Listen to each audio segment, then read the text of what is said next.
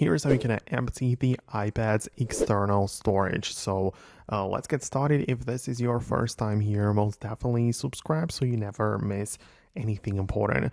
Well, of course, when you connect the external storage to the iPad, it might be an external USB, SSD storage, or even an SD card. As long as you figure out the connection and connect it over the port of the iPad, you should be able to find it part of the Files app, right? So in this left section, you can see we have locations, and the external storage should most definitely be part of this show, so it should appear right there. And obviously you can get inside and manage it as much as you want, right?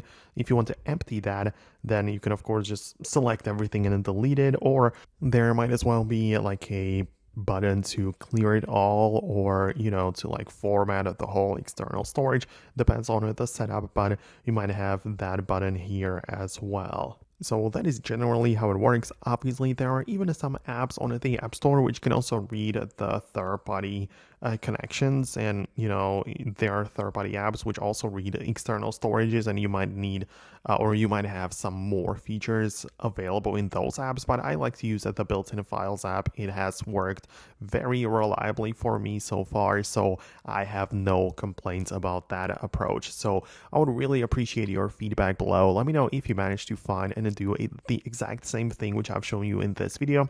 Thanks a lot for watching, and I hopefully get to see you later in the next videos as well.